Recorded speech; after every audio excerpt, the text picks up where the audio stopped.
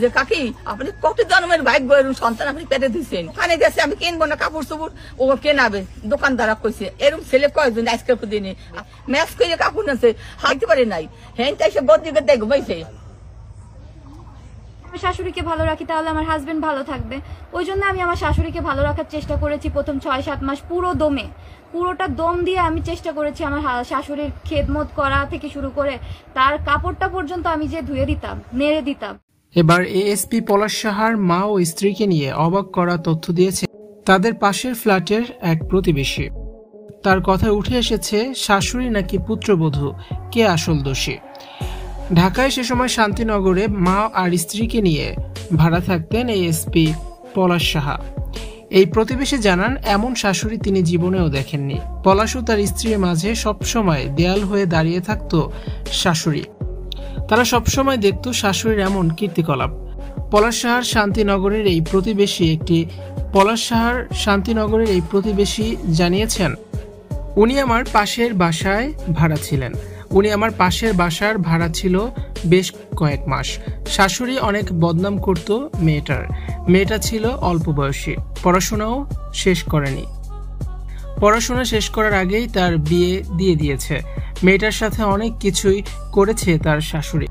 মেয়েটা তার স্বামীর সাথে কোথাও একা যেত না, মাকে সবসময় সাথে নিয়ে যেত এএসপি পলাশ সাহা।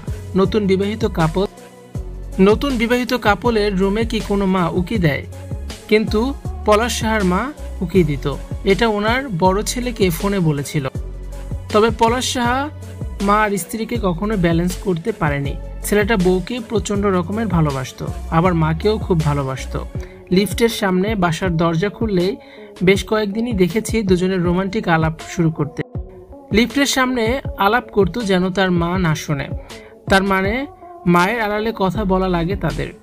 আমি ছাড়া আরো এক পরিবার তাদের এগুলো জানতো, দেখত, কারণ তাদের বারান্দা আর পুলিশের বারান্দা সামনাসামনি ছিল।